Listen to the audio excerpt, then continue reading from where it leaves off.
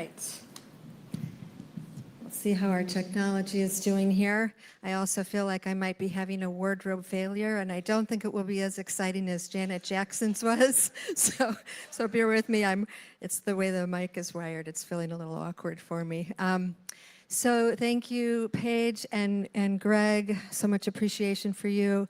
Lady Gaga wrote that song, Born This Way, in support of a safe space for the queer community. It's rooted in LGBTQ plus activism, but it has expanded into a universal self-acceptance, right? To embrace anyone who feels marginalized or misunderstood. And Cityside, I'm sorry? Oh, thank you. I told you I was going to have a failure. All right. Can you hear me good? All right, awesome. Thanks. So anyone who feels marginalized or misunderstood, awesome. Okay, great. And Cityside is here for that. We are here to celebrate ourselves exactly as we are. We don't just celebrate Pride on Pride Month. We really do welcome all and include all. I'm not in charge of my volume. They're telling me volume up. Maybe I do need the handheld. So this is also an invitation. This song is getting related to our individual uniqueness and the opening into being in our purpose. So I will begin with saying hello, friends in the room, friends online. I'm Reverend Linda. I use the pronouns she and her. Thank you all for being here. Thank you, Reverend Amy, for this opportunity. And this month we are talking about transcendent purpose. Are you all hearing me okay now? Okay, great. And before I jump fully into the transcendent purpose conversation, I hope you'll bear with me for a moment.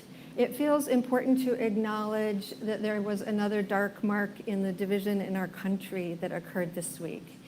And it feels like it would be remiss not to mention the shooting of Charlie Kirk. And, we're coming here to talk about purpose and dharma and upliftment, and it feels like it could be a bit of a bypass not to at least acknowledge it. So I'll pose another perspective to that in a moment, but I just want to voice that we cannot condone political violence, any violence, ever. And I heard the Utah Governor, Spencer Cox, suggest that we, Americans, must choose whether this is the end of another dark chapter in our history. He said, this is our moment. Do we escalate or do we find an off-ramp? It's a choice, and every one of us gets to make that choice. We are always at choice. And I so appreciate hearing a political figure saying something that makes sense to me.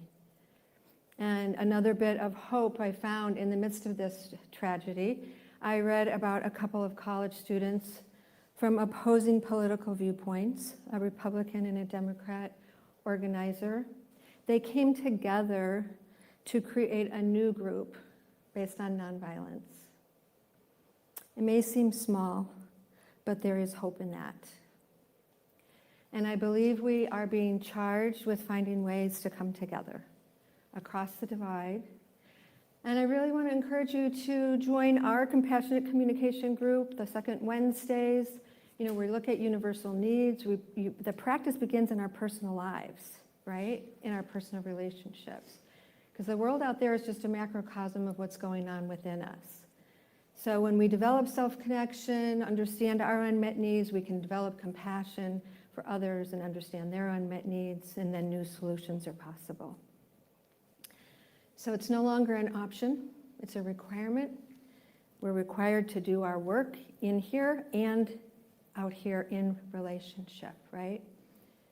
So I'm just posing that question, if we are always at choice, what choices are you making? All right, let's take a breath. So this month we are looking at transcendent purpose, the discovery of our unique calling as an expression of the infinite.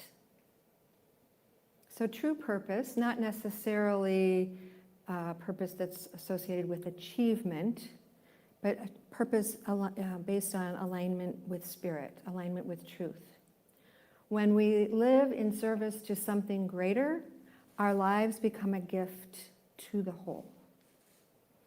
So transcendent purpose means we're lifted above self-centered striving into this sacred partnership with all life. So you can see how relevant this actually is. If each of us remembers ourselves as a divine expression and we practice seeing the divine in one another, when we drop the self-centered striving, we partner with life, with love, with one another. This is transcendent purpose. So talking about purpose, there's so many models. Folks in business and marketing have lots of different ways of describing and defining purpose, mission, vision. And I worked in that industry for 35 years, and it always boggled me how they could just be slightly different from one another. And in our book this month, The Great Work of Your Life, Stephen Cope talks about purpose as dharma. Dharma is a Sanskrit term, and like purpose, it has no single definition. It varies, and especially depending on the tradition that it's being used with. But Cope expands on how we typically think of purpose. Dharma encompasses an individual's right path, unique to their life. And it's not an option to live in your purpose. The world needs you to live in your purpose. Spirit is always expressing itself in and as and through all life, and that includes you. When we hold back or we play small, we're resisting the flow of life. We're resisting the flow of spirit that is wanting to express through us, as us. What would it look like if you lived full out? No holding back, no playing small, living full out in your dharma, your unique way of expressing love in the world. It requires trust, courage, and it leads to freedom. Trust is required, courage is activated, and freedom follows. I've worked with people from high school students to college-age students to people in midlife to people at end of life who were worried that they didn't know what their purpose was. And I could get up here and just say this one thing. No matter the question, love is the answer. It doesn't matter if you're asking, how do we end hate crimes? How do we close the gross political chasms? How do we resolve the squabble with our neighbor or our friend? How do we discover our purpose? Love is the answer. So our transcendent purpose is to be love and to do it full out. Michael Beckwith says we all have the same purpose: to express love. The love and divine nature that is already within us in our own unique way as a beneficial presence on the planet. Love isn't somewhere out there. Our purpose isn't something out there that we have to go discover. It's already within us. Cope shares a lot of stories about well-known folks and about ordinary people and how they related to or connected with their dharma or their purpose. One of the stories that I love in that book is the story of Jane Goodall. He tells a couple stories about Jane Goodall. And it's a story that I've shared before because I really find it moving. She knew at a young age that she loved animals and nature. It was just, she was born that way, right? And her family had a farm out in the country in England, and she spent a lot of time there. So this one time they're there at the family farm, and she's fascinated by the chicken coop. She wants to know where the egg comes from. And she's little. She's only like 3, 4, 5 years old, which fascinates me that she was allowed to wander the farm, but nonetheless, she was. And she spent all this time at the chicken coop wanting to see where this egg came from. And she realized that when she would get near the coop, the chickens would get all riled up and not allow her, or they wouldn't even lay any eggs at that time. So she had the presence of mind to get very quiet and found a way to climb inside of the chicken coop and get still and wait. And she waited, and she waited, and meanwhile the adults are going, "Where's Jane?" Because she's being so quiet and she's hiding and they don't have any idea where she is. And they're starting to be frantic, looking for her. "Where's Jane?" Running all around. Meanwhile, the chicken lays the egg. Jane is thrilled. She's so ecstatic. She's finally discovered there's egg comes from the chicken, and she runs out beaming with joy. Her passion is heightened, and her mother sees her, and of course she's relieved to see her, but she goes running towards her daughter. Jane's running toward her mother, and I don't know about you, but my mom would have said, "Where the hell have you been?" But Jane's mother said she saw the light in her eyes, and she got down at her level, and she said, "Tell me what you've been up to. Tell me what's going on." And Jane shared her love of the chicken story with the egg and the excitement she had experienced. So at that age, she was encouraged. She was loved. She was encouraged to be in her own passion, right? Our purpose is to express the love and divine nature that is already within us. What lights you up? If someone else were in your presence, what would they see was lighting up your eyes? Your purpose is not a certain job. Your potential is not limited to expressing only one way.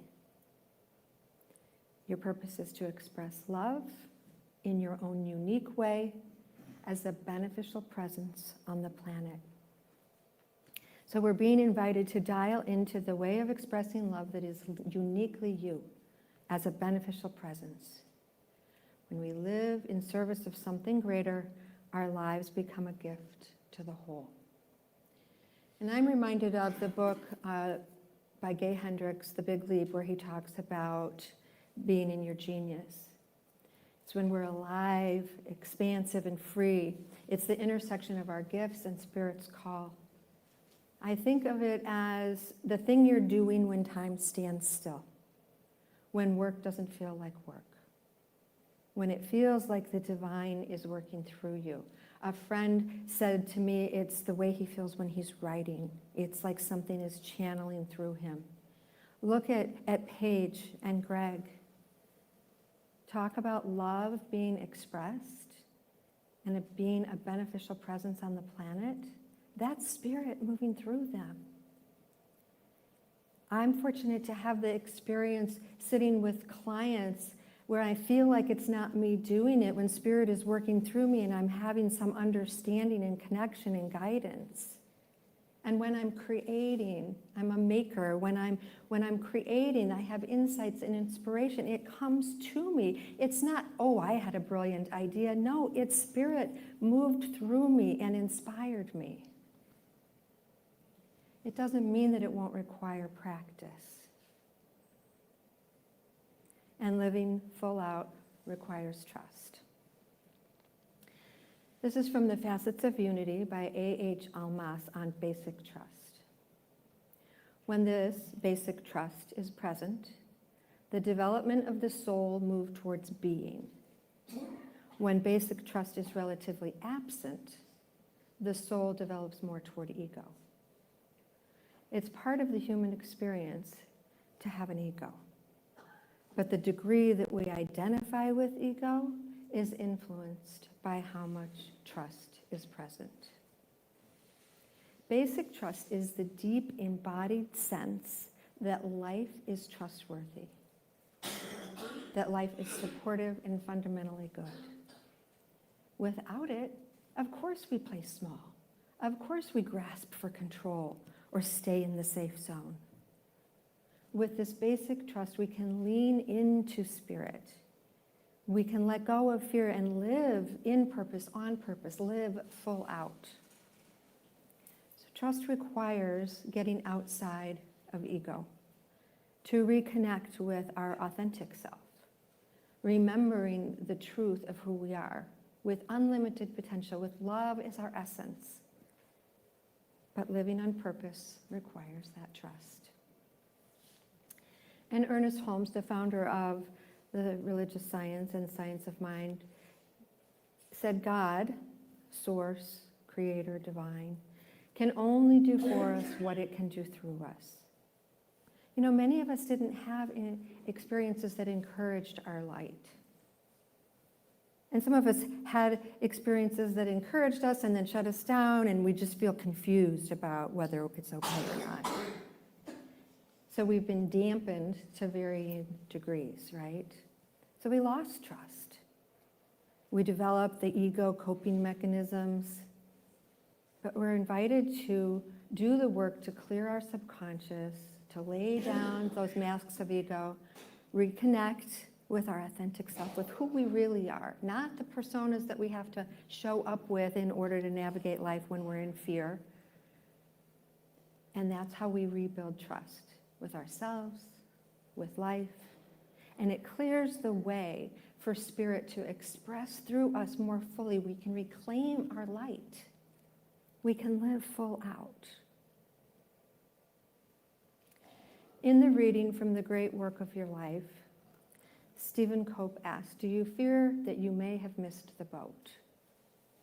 Do you fear that you have become unmoored from your true calling and are drifting aimlessly? Anybody? Anybody ever felt like, oh, maybe I missed it? He goes on to say, most of the ordinary people he studied imagined that to claim their dharma, they would have to invent an entirely new life. Like they would have to give up selling insurance and move to Paris to paint, or quit their job as a hospice nurse and sail around the world. Not so.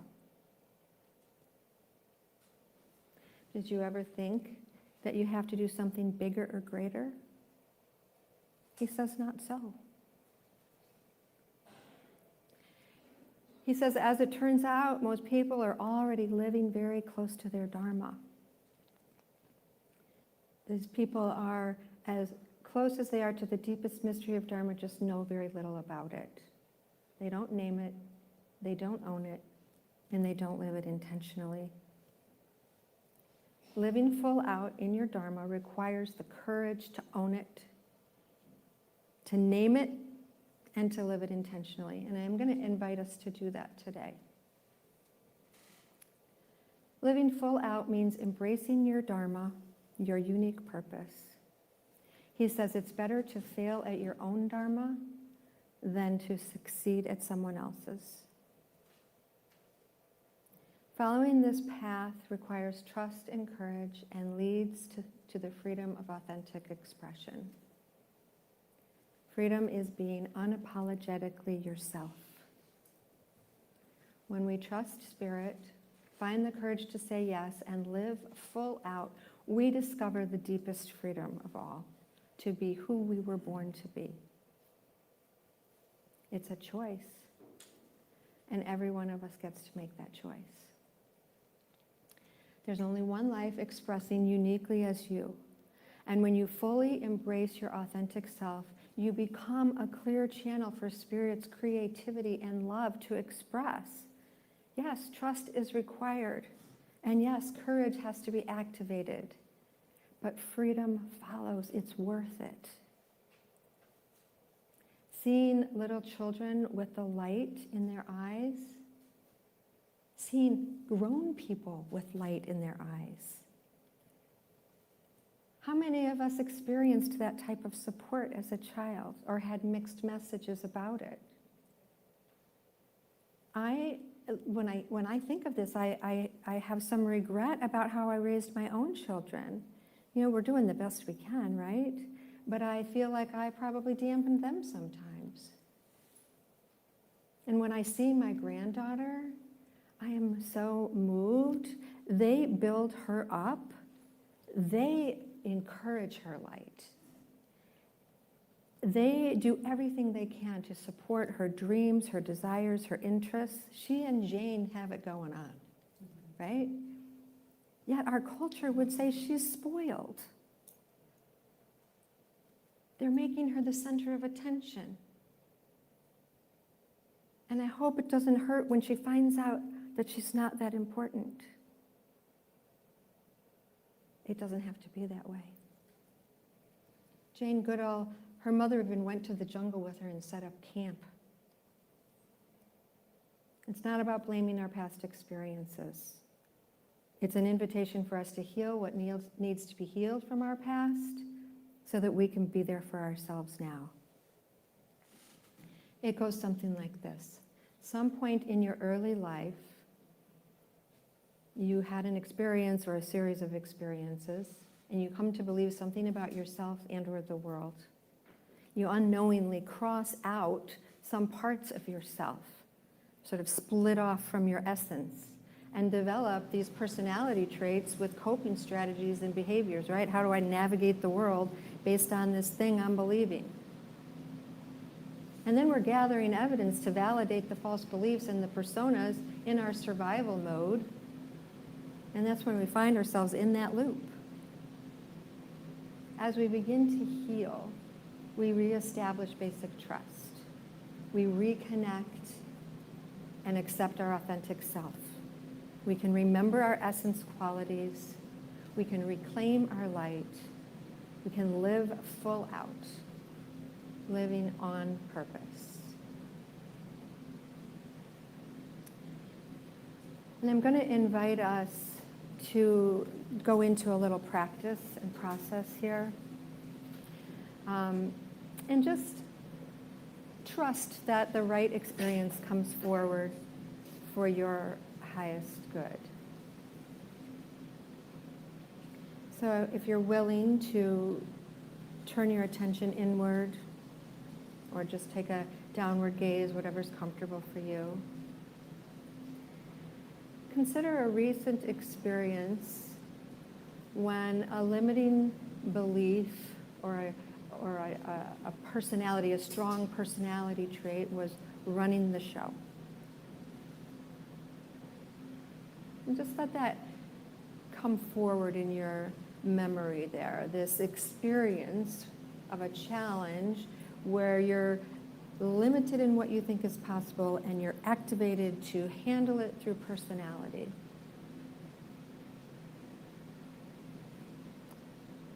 I'm just asking, what's the story that you're telling? How is this a familiar story or a pattern in your life?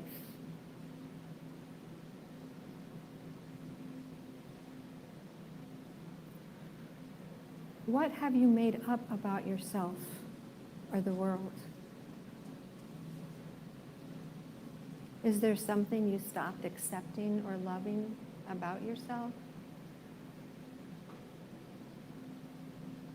What coping strategies or survival behaviors did you develop?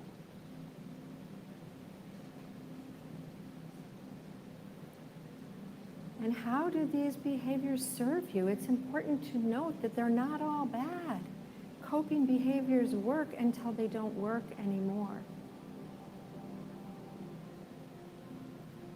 But how might these coping strategies and beliefs have crossed out your essence qualities, your nature?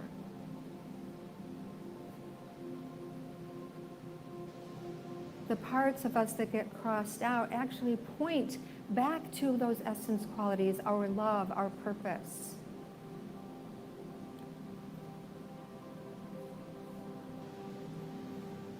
So considering that you have uncovered or remembered some qualities that have been your nature, the things that have lit you up since the beginning of your memory, let's imagine retrieving those parts or any parts that were crossed out or splintered off. a sort of soul retrieval, if you will. Imagine energetically returning those essence qualities to you. They could never actually be separate. It is only the ego that believes they are separate, but intentionally reminding ourselves to bring those qualities in, to embody them. Perhaps even imagining where you feel them in your body. Who are you when basic trust is present? Who might you be as you reestablish basic trust?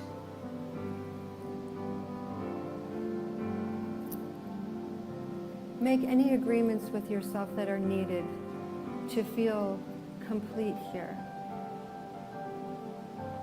And let's set the intention to move forward from here with focus on stepping into your purpose, bringing forward those qualities that are your light, living full out.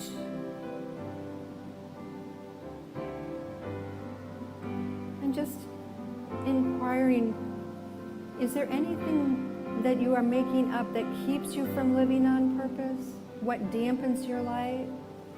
And how does the retrieval and the remembering of these qualities support you in stepping more fully into your purpose?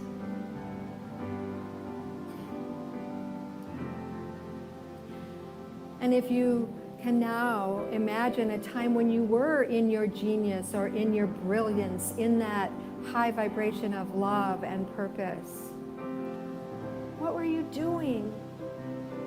What brings that light to you, that passion to you? Let go of the actual activity and get underneath it. What are the qualities you access when you are in your purpose, on purpose, feeling that light? And how can you support yourself to have more of these experiences? What is the benefit to yourself, to others, to the world when you share your purpose? Living full out in your dharma, your unique way of expressing love in the world. Trust is required, courage is activated, and freedom follows.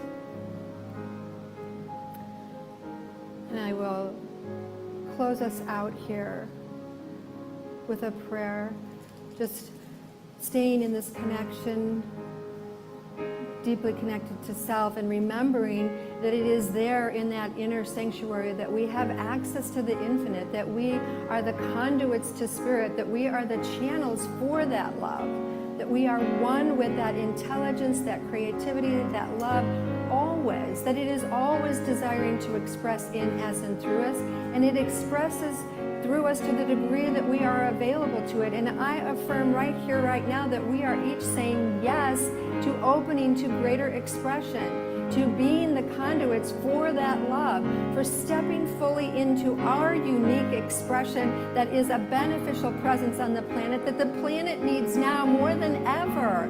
It is not an option, it is a requirement. Saying yes to who we were born to be, to bring love to the planet in our own unique way. And I'm so grateful for a room full of people and a group of people online who are saying yes to being love on the planet. I'm so grateful for all of the good that ripples out from this and for the change that we experience in the world because of it. So grateful for the fulfillment of this prayer. I release it into the law knowing it is so. I call it good, and I invite you to join me in saying, and so it is. Thank you.